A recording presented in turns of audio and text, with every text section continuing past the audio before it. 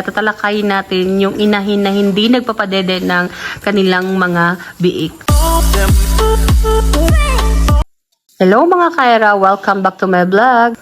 For today's video mga kaera, tatalakayin natin yung inahin na hindi nagpapadede ng kanilang mga biik. So na-experience ko na mga kaera na may isang akong inahin na hindi nagpapadede sa kanyang mga biik. Noong first 3 days, nagpadede naman yung inahin pero talagang hindi ko sila pinakawalan sa kanilang kulungan kasi inaaway siya ng inahin at halos kakagatin talaga sila kung makalapit sila sa inahin nila. Ang ginagawa ko for first 3 days, talagang ina-assist ko yung mga biik na to. Itong 3 biik na to. Sila po yung mga biik na hindi pinadede ng kanilang inahin. In-assist ko yung mga biik at hindi ko pinakawalan.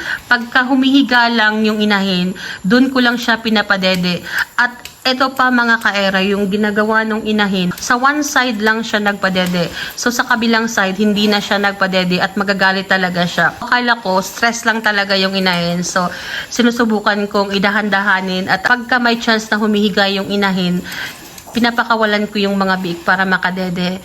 Pero after 3 days, hindi talaga nagpadede yung inahin nila. Sinusubukan kong bigyan ng vitamins.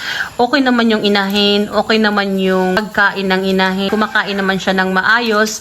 At ang dami-dami niyang gatas. Pero sadyang hindi talaga nagpadede yung inahin. Iniisip ko is may trauma. Na hirap siyang ilabas yung mga biik niya. At talagang sumisigaw siya. At talagang tumayo pa siya para lang irinya yung mga biik na to.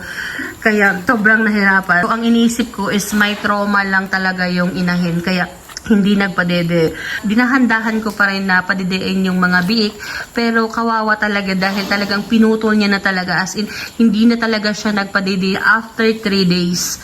At talagang kahit konting sip man lang, hindi makadede yung mga biik natin. Ang ginawa ko mga kaera ay pinadede ko yung ating mga biik ng pork o milk. So, yung pork o milk po sa mga hindi po nakakaalam ay gatas po yun para sa mga biik. So, pinadede ko yung biik namin ng almost 2 weeks sa pork o milk dahil hindi ko siya mapapaampon sa ibang inahin. Itong inahin na to na nakikita nyo ngayon ay 15 days ahead ng anak siya. So, ang mga biik niya ay napakalaki na kaya hindi ko mapapaampun dahil napakaliit ng mga biik na to kumpara sa mga biik niya. Then, sinubukan kong pagsamahin sila pero talagang hindi makadede itong 3. Kaya continuous ko na mag-pork o milk. 15 days na sila mga kaera. Napapansin ko, hindi maganda ang paglaki nila. Iba yung skin nila, tapos lumalabas yung buto kahit mataba naman at kahit dumidede naman sila ng pork o milk at busog naman sila. Pero iba pa rin yung paglaki nila. Napapansin ko yung mga buntot nila, mga kaera, sa loob ng 15 days, hindi pa siya gumagaling at yung pusod nila ay lumalaki. Kumpara dun sa mga na-experience kong mga inahin na nagkakaroon ng biik na nakadede talaga ng maayos sa inahin, maayos naman yung buntot nila at ayos naman yung mga sugat at pati yung mga pusod. Sadyang itong 3 lang na to na hindi nakadede ng maayos sa inahin, ginawa ko, tinanggal ko yung mga anak nito. Pero bago ko sila tinanggal mga kaera, ay chinecheck ko muna yung mga timbang. Kung aabot yung timbang nila ng 5 to pataas, pwede na po silang iwalay. Pero kung hindi naman aabot ng 5 ang timbang, hindi siya pwedeng iwalay kasi maliliit pa talaga ang mga biik na yan.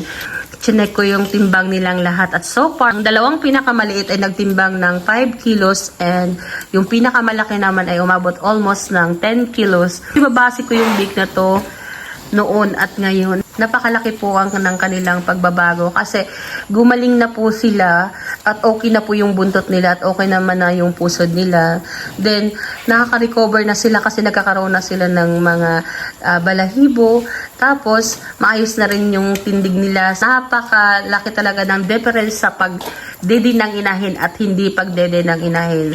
So, iba pa rin yung artificial milk at iba pa rin talaga yung makadede sa inahin. Mas malusog yung mga biik natin kung nakadede sa normal na inahin. Pakita ko sa inyo. Ito yung nanay ng 3 biik. Hindi ko siya binenta at hindi ko din siya ginalaw kasi bibigyan ko siya ng pangalawang pagkakataan kung magpapadede ba siya. Pero kung sadyang hindi na talaga siya magpapadede, ibibenta ko na talaga. At ito pala mga kaera, after 2 weeks ay naglandi na rin. Pero hindi ko pa rin siya pinakasta kasi gusto ko halos isabay na lang dun sa isang inahin pa. In case na hindi siya magpadede uli, ayong inahin na sasalo sa kanyang mga anak. Yan lang, this is for today's video. Thank you so much for watching.